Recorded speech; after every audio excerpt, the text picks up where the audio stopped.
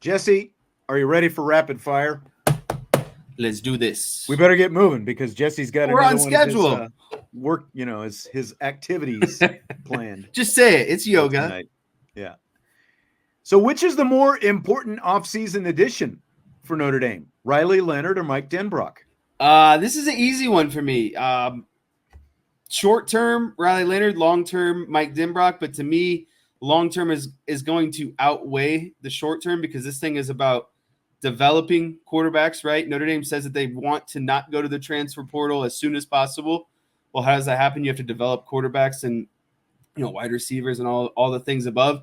And I think also when you factor in, what this offense is going to be able to do under Mike Denbrock, it's going to gain popularity and attention from recruits, all down the line. And so I have to say that my answer would be Mike Denbrock. And it's really, really easy because you can't get caught up in a 1 year, 1 year thing when you got to think of like the 5 year, 10-year long-term investment. I think Mike Denbrock is going to do far more in 5 to 10 years than what Riley Leonard's going to do in 1 year. See, I thought I was the one cheating by doing it the way you answered it because I do agree with the short-term, long-term. Short-term, it is definitely Riley Leonard because even if they hadn't, like if Jared Parker was still here and they were still running that offense that everyone was going to be complaining about going into the season, like even if Jared Parker was still, and remember, Riley Leonard essentially had committed to Notre Dame, kind of like Sam Hartman, under a different offensive coordinator. Both of these transfer portal quarterbacks made their decisions, committed to Notre Dame when one guy was the offensive coordinator. Then they ended up with another offensive coordinator. I think the net result for Riley Leonard is definitely going to be even more positive having a guy like Mike Denbrock. But I do think that Leonard is the short-term answer because he was brought here not just to win 9 or 10 games, but to win playoff the games that matter and get them to the playoffs and be able to win playoffs and hopefully get them, closer to being a national championship contender, if not actually being one this year, coupled with the defense. But as you said, the way things worked out, the fact that you do have Mike Denbrock, like him coupled with Riley Leonard, and then coupled with a CJ Carr, a Deuce Knight, and a Noah Grubbs, these guys down the line, that's going to give you the chance to consistently, obviously, compete for the national championships. So my short-term answer is Riley Leonard, but my long-term answer is Mike Denbrock. So maybe I'm cheating a little bit, but I do think that you can differentiate them like that, both short-term and long-term. I think Denbrock is going to have a huge impact on Notre Dame's offense going forward, especially with the kind of quarterbacks that they're bringing in. So keep reeling them in, basically. Fill in the blank. The Notre Dame player you're most intrigued with heading into fall camp is blank. So before I answer this, I just want a slight clarification because it's gonna alter my answer here. Are we talking about like impact, or are we talking about like intriguing because of someone who might like earn a starting spot that maybe wouldn't? This is an open book. This is any way you want to look at this. This is whatever perspective you want to take on. Who intrigues you the most? This is a very tough question. And I liked it so far of the answers that we've got in the chat. John says the punter. Brent says Adon Schuler. Oh, there's another one. Joe says RJ Oben. Anthony says Jeremiah Love. 4 people have 4 different answers. So my heart wants to say Jeremiah Love. DK's going with Riley Leonard, that's not probably just so he can keep the train going. That's not my answer.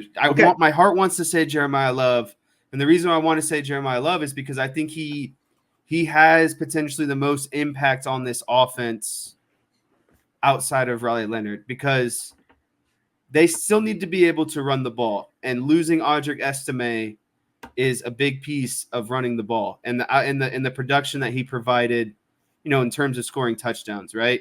Like Riley Leonard is going to help offset some of that because his ability to run the ball, but they're also asking Jeremiah Love to be able to catch the ball out of the backfield. So he's going to have his handprints are going to be on this offense. I think at the end of the day, he's talented enough that he is going to be fine. And so that's why I'm not going to say Jeremiah Love. Who I'm really going to say is Jaden Greathouse, because I think a young wide receiver needs to take over and show that they can be a star at Notre Dame. And I think if Jaden Greathouse has a huge monster season, then this offense, sky is the limit. Ultimately, at the end of the day, if they can have someone step up and be a difference, just an absolute difference maker on offense, I think he has a great opportunity to break out, because he showed so many flashes last season of talent, and he was so young. He had the production. He was, he made big plays. A lot of them were touchdowns. It's like slug in baseball. Like when Jaden Greathouse touched the ball, it was likely a big play or a touchdown. And so I want to see that carry over this season, a full season of health, maybe close to 1,000-yard receiver, because I really think that's going to set this offense over the top. Yeah, and same but different. My most intriguing guy is Bo Collins, because for some of the things that you're talking about, like you said, it would be great if one of these young Notre Dame receivers, especially kind of a homegrown guy with Greathouse going into the sophomore season. I want to see a wide receiver actually go through the whole cycle of Notre Dame, develop, and come out as an NFL wide receiver again. I need a Golden Tate. I need a Michael Floyd. I need someone of those caliber again to start to finish, develop into an elite wide receiver at Notre Dame. Right. And there's definitely intrigue in terms of exactly how Jaden Greathouse is used, because you have these guys at the other positions. But going back to the spring, they were talking about, look, we're going to move Jaden Greathouse around. He's not just going to be a slot receiver. And I think one of the more important aspects of this whole thing is, how they're able to not just play Jaden Greathouse, like how they get Greathouse and Faison on the field at the same time, and then potentially Chris Mitchell as well, and Bo Collins as well. And that's why my answer is Bo Collins. Tommy with his Bo show. That's right. Salty's got his great one. Tommy's got his Bo show. And that's why I'm going with Bo Collins, because they need that. Like, I think that one of those two guys can definitely be that go-to, but because of the experience that Collins has, bringing him in, pairing him up with an experienced quarterback like Riley Leonard as well, just that I think that he can be that kind of consistent go-to guy that they've obviously lacked the last few years. We've talked about this before, Jess. The offense really for the last 5 years now, from a passing standpoint, has run through the tight end, which gives you short to intermediate game, basically. I think explosion. Yeah, I think that a guy like Collins, a guy like Greathouse as well. Let's just running it through them. Let's keep it real. I mean, if you want to contend in the playoffs and be a team that can win it all, do you think your offense should work through tight ends, or do you think your offense should work through fast, agile wide receivers? It's got to go through. I mean, that's the lesson that they supposedly learned in 2020 when they lost to Alabama. The way that Alabama saw the difference on the field. Right. The way that Alabama was able to exploit the perimeter of the field in ways that Notre Dame couldn't. And I think that Mike Denbrock, I think he touched on that a little bit this spring. Like, that's a thing for him as well. And again, like with less 12 personnel and more 11 and 10 personnel and 21 personnel, those kind of things. If you have Jeremiah Love and Jadarian Price on the field at the same time, I think that we finally get to see that this year, whether it's Greathouse or Collins. So Collins is the guy who intrigues me, in part because we didn't get to see him with these guys in the spring. But Ryan saying Chris Mitchell, and I think that there's some intrigue there as well. And you touched on it earlier in the show. Like, he is coming from Florida International. Speed does travel, but he's still got to show that he can do it at a higher level than he did at Florida International. I think that's what makes this question fun, though, is because Like I very easy, like I struggle between Chris Mitchell, Jaden Greathouse, and even Bo Collins, right? It's like you can make a case for all three of them. And I think that's, as long as they're all productive and one guy kind of separates themselves, I don't care who it is. Just someone needs to take charge, essentially. But personally would prefer Jaden Greathouse because he's younger, and I want someone to continue to develop at Notre Dame and not just get, the 1 year out of the grad transfer and then they move on. I want a guy, again, full cycle at Notre Dame, has more than one productive season. Brent wants us to compare and contrast Riley Leonard's 22 to 23 seasons. Okay, 22 was great. It was a breakout season. He had, he was throwing the ball all over the place. He was running the ball all over the place. 23, he was hurt. So, like, what more? I don't know how, what other comparison you need. 23 started off like it was going to look like 22, but the injury kind of put a damper on things.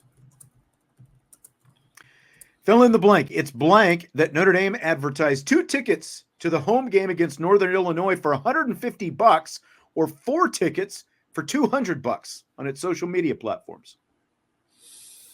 To me, it's criminal. Because you got to offer, like, who's buying who's buying 2 tickets to that game for $150, right? Like, I don't even think that should be an option. In terms of those games like Northern Illinois, Miami of Ohio, you got to do things to come up with the best package deal as possible and get as many, seats filled in the entire stadium. So I like the incentive of, okay, well, like for $50 more, now you can get 4 tickets. Yeah. Instead of 2 tickets. I love that that's concept, the deal. but that's the deal, right? But why there, even obviously. have the 2 for $150? Just open up tickets for $50. You know what I mean? Like, it shouldn't even be sell that an option part of in the bowl, first place. Yeah, just for $50 a piece. Just give the people what they want. It's Miami of Ohio, it's Northern Illinois. Those are the games where you should really market locals, people who maybe are true huge Notre Dame fans. Maybe they don't have the time, resources, whatever you might say, to be able to attend as many Notre Dame games as possible, or maybe not even, those top tier games. And so I think you have to reward loyal fans and give them a fair, honest, price to these games that you're going to have a little bit of a struggle with selling out. Yeah, and I mean, let's be honest. This is what happens when you have 2 MAC teams on the home schedule in the same season. There's not going to be demand for all these games because essentially having one of these games, one MAC team on the schedule, I mean, it's already an opportunity for, to me, a lot of locals who maybe have never gone to a game or haven't gotten to go to a game before. Joe Allen said he bought 3 for $150 for Miami, Ohio. Great so that's deal. That's $50 a piece right there. You should have held out and gone to Northern Illinois, Joe. Come on. What are you talking about? But yeah, I mean, it's an opportunity for people who don't, get to go to games to not have to shell out premium price, and you get to go to a Notre Dame home football game. But, like you said, I was a little surprised to see that as well. And I think, what, a month or 2 ago, we had that thing about Costco is teaming up with all these different programs. Rutgers, I think, was one of them. Some of these other programs selling discounted tickets at Costco. And honestly, I don't know what it entails when you partner up with Costco, like how much money that the school has to give up to sell them there, or any of that kind of stuff. But this is essentially the kind of deal that you would find at Costco to get tickets at that price. And you're right. Like just sell them for $50 a piece to begin with. The whole, like 75. I mean, $50 a piece is that is the year 2000 era pricing. That's what, you could still get a ticket in that upper part of the stadium. They were selling them pretty regularly for $50 a piece back then. So this is this is 25 years ago prices that they're selling these things for. So Klontarf says some YouTubers not buying in on Mitchell's speed. What do we think? I mean, I don't know who these YouTubers are. I mean, one we're doing fast is fast no matter what field you're on, who you're being guarded by. Straight line speed is speed. The biggest question is he going to be able to, break free from higher end Power 5 DB type guys. Right, exactly. What kind of separation is he creating against better DBs? The speed is still going to be there. 60-70% of the schedule, he's going to have a much higher gear than most of those guys that he's going to be going up against who are trying to defend him. Northern Illinois, Miami, Ohio, Army, Navy, whoever it happens to be. Speed is speed, regardless of level. Now, he's going to get a chance to show it at a much higher level this year. Again, part of the reason that he's at Notre Dame. So Domer Grizz had this one on We In, We Out yesterday, and it slipped past me. I didn't use it on yesterday's show. So it's fitting that you're here because he says Jesse's sleeper pick of Australian punter James Rendell in the 8th round of the breakout prediction draft will be both deserved and unfounded because most games we won't punt often enough to matter, but a game or two will actually need him to flip the field to win the game. We in or we out on that? So first of all, 2 questions. One, were you able to post said draft into the boards yet? Is it in? I forgot. I have not done that, but I've still got it on my notebook, so I can plug it in at any time. As long as we do it before camp starts, season starts, that's all I care about. Second question would be, or not even. This is even a question. Domer Grizz. This isn't a sleeper. This is what wins me this entire draft. Okay. We are in on this because I agree. It will be unfounded at times when we're kicking the crap out of these teams. It's not going to matter. There's not field position, 1 or 2 punts a game. Yeah. Like, what does field position matter? Right. Like at some point, yeah, we're going to feel bad. Probably, get stopped here and there, whatever. Right. But in the big games, when, the Ohio States of last season, when every possession mattered, or, potentially Florida State, maybe USC or Louisville this season. Maybe, people feel about Virginia and Georgia Tech. At some point, the position battle is going to come up, and we're going to have a punter that can now pin people inside their own 10, 25, whatever it might be, and that's going to be crucial. And so I am 100% in on this, that it is unfounded, and it's going to be boring most of the time, but when it matters most, it is actually going to be very important. I mean, what's he going to be like when those bright lights come on? He's going to find out right away. Game 1. Texas A&M. That's right. I mean, like it's, like baptism under fire, basically. I mean, I'm in on this as well. They obviously feel very confident in this guy, and I'll be curious to see if we get to see him put foot to ball tomorrow, the first day of training camp, exactly what that looks like, because that is a position, regardless of if you have uniforms and pads and all that stuff on, where you can go out and kind of show what you can do. We'll get a chance to see him in person for the first time, but I'm in because I think that ultimately it's going to come down to a handful of punts where he's actually going to, have some opportunity to flip the field and let that defense go to work. So I'm in. I think it's good rationale. Antoine posted this one in the chat last night during rapid fire, and I didn't get to this one as well. Here's his theory. He says, all this talk that we've had recently about the teams playing in the conference championship games, and are they going to be hurt, if they lose the conference championship game for seeding in the college football playoff and that kind of thing. So with all that in mind, he says the number 1 team from a conference at the end of the season should not play in their conference championship game, but instead the number 2 and number 3 teams should play. So I'm curious to hear your response to this, because I had one sort of initial reaction to this when I saw it. And then as I kind of thought things through, I changed my mind a little bit. So what do you think? Maybe we're thinking some of the same initial thoughts, but, initially I believe that this is a good idea in terms of, I think the regular season should largely speak for itself in terms of conference championships. And, the one game at the very end, I get it. It's it's basically it's nice to have when maybe you have a rematch of a close game, right? So you maybe want like validation or verification of what happened during the first outcome. But still, it's the totality of the season, and I have more weight on that than I do the actual conference championship game. And then where this took me next is the impact on seeding, because if you start having all of these upsets in the playoffs where maybe you have a 12-0 conference champ regular season that plays the 2 seed 10-2 champ, well, now you got a conference champ that's got 2 losses and 1 loss, and now you got to figure out how to reseed everyone, right?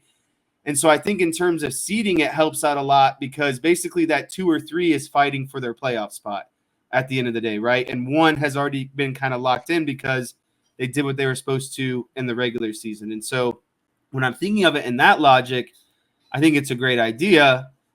But then now you invite the opportunity for an even lower level team, like a third, seed to get into the playoffs. And I understand what you're saying. And those were kind of some of the initial thoughts that I had in terms of, okay, you're not going to hurt the number 1. But here's the problem.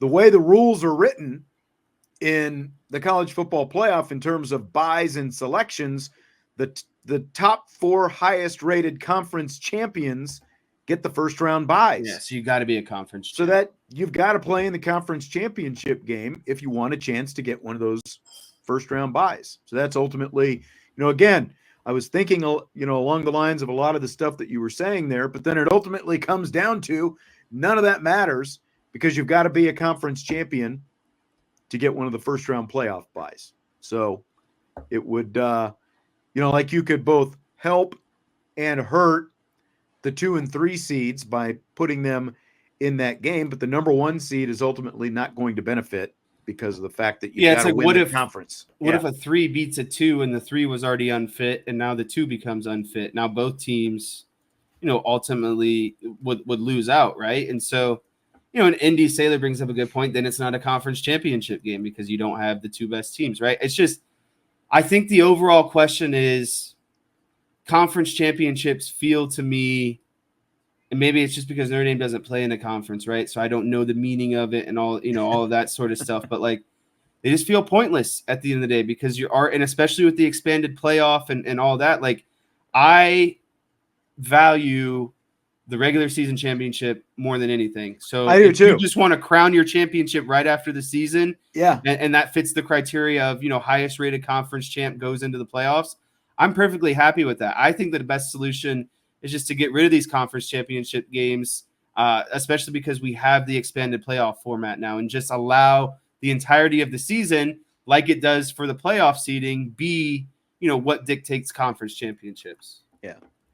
Ultimately, I think these conferences, I think there's a good chance they're going to eliminate them after a few years. And again, like how the first few years play out and how their teams are affected by these conference championship games as it comes to playoff seeding, they'll make the decision. But D-Troll Hunter, I don't disagree. Just declare the regular season champ and go to the playoff, and that way you're not going to hurt your teams. But the reason they do this is for the money. So are they going to,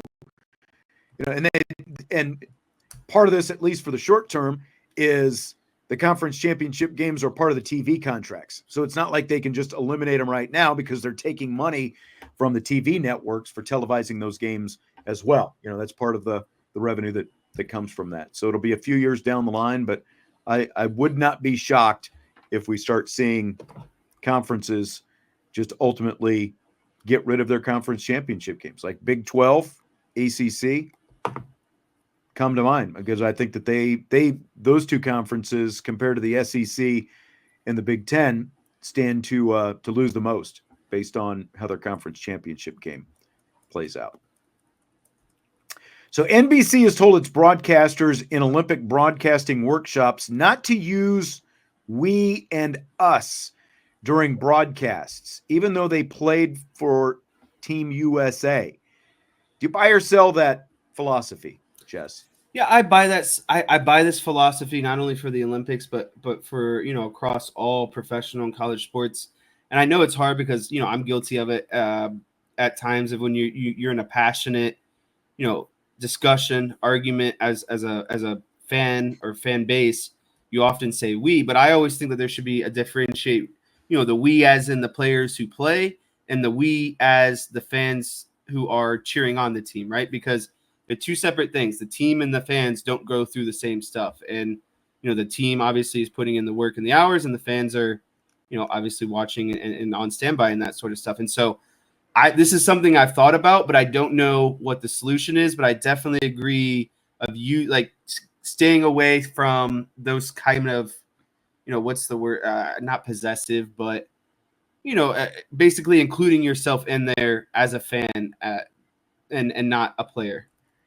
Blech. This has always been like, where my line is drawn, broadcasting, whether it's college or high school or whatever level of games, to avoid using we and us. That is always, regardless of how excited I might get during a call or anything like that, we and us is eliminated during the broadcast. But I think there's a difference between whether you're calling a professional sports game, a college game, a high school game, as opposed to the Olympics, because I agree with what Stymie is saying. For an Olympic broadcast, I don't mind them being homers, because it's like if you're doing an NFL game, for example, you're doing Chiefs 49ers in the Super Bowl. You've got one set of fans who are, for the Chiefs and another for the 49ers. And obviously you don't want network TV broadcasters or even, network TV radio broadcasters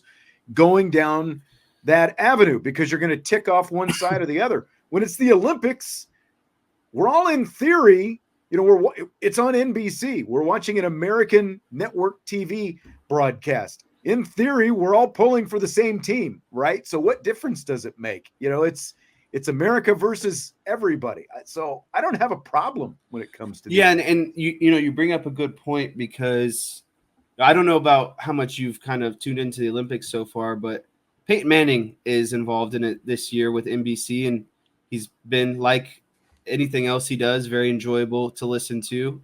And I remember during the opening ceremony, him just giving honest feedback of, I am so jealous of every athlete out here, because I never got the chance to compete for something better than, greater than me. I competed for owners, millionaires, those sort of things. And so it's different when you're competing for your nation, representing your country, and not just, again, the people that are writing your paycheck essentially at the end of the day. And I think that falls along, with your argument too. It becomes more of a, we as the United States are rooting on everyone as much as possible. So I like the answer of in the Olympics, I have more leeway, but like you said, when it's, this team versus this team, and, more so into, the ownership and that sort of side of things, I think it's harder to get into the we and us type narrative. Yeah, for sure. I mean, they've done a good job. I feel like, just the way they've gone about it, they're obviously following the rules, but, at the same time, again, it's like when you listen to Dan Hicks and Rowdy Gaines in the pool, with the exception of when the French guy won the gold a couple of days ago, it's like it's obvious who they're broadcasting to, an American audience. They get appropriately excited, when the Americans do well. Okay, so here's another one from the show chat last night. Everyone at IB can run a faster 40 time than Brian Kelly. Are you in or are you out on that? This is a very, I can't believe you posed this question, because it can it could have repercussions. Yeah. I'm going to say we out, but I'm not going to name names. I'm going to go out, and I am going to name names, because I feel like that Dario guy is a total sloth, and I don't think he can cut it. Man, I want to see him on the live show when you tell him that, because I think he thinks he could beat Brian Kelly. I think you could give Dario a 5-yard start, and BK still might beat him. I'm mostly saying this to see if he'll pay attention. If he'll pay attention. Let's, like if Ryan was still here, maybe I'd be in on this. But, DK, just throwing it right at you. Let's just face it, Jesse. You weren't D1, so there's no way that you could run There's fast, no right? way I could run faster than Brian Kelly. Yeah. Like, if you weren't a D1 athlete, there's no way you could run fast enough to run down Brian This Kelly. is a perfect bringing the show full circle. Yes. I've seen Jesse run, when, like he'd be a wolf chasing down a skinned rabbit, basically, if he was running after Brian. And actually, if you put a cheeseburger on Brian Kelly's head, Vince might be able to run him down as well. So Ryan came with a really good comment here. BK beats everyone if there's golf course and scotch. Scotch. I like scotch. That's right. All right. Well, that's going to do it for today's show. And if Vince, actually does happen to listen, we love you, of course. At some point, we just need to do an IB combine. I know that would take a lot, but I think the IB staff will be pretty wrecked the day after, but I think it's what the fans deserve. It's good talking points. We have some baselines, and then we can go from there.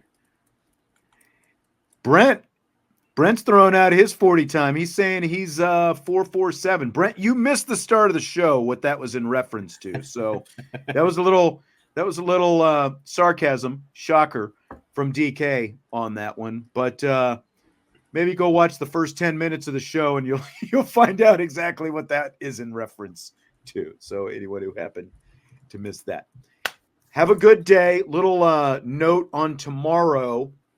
We won't have IB Nation Sports Talk tomorrow night because Brian Driscoll and I will be the two IB guys at practice tomorrow. So once we get all back and settled and he's written up his practice report, and I think, after I've written some stuff up from the Marcus Freeman press conference, sometime tomorrow afternoon, Wonder Twin powers will activate and Brian Driscoll and I will do a show together to talk about the full practice that we get to watch tomorrow at Notre Dame. So Driscoll and I together tomorrow afternoon. No IB Nation Sports Talk Wednesday night. We will be back. Jesse and I will be back Thursday, though. And we'll probably have plenty of stuff that Marcus Freeman said from his press conference on Thursday's show to kind of react to and talk about and stuff like that. Thundercats. That's right. So hit the like button before you leave. We do appreciate it. Football is back, and we'll be talking about plenty of it on tomorrow's show as well. So we will talk to you then on IB Nation Sports Talk.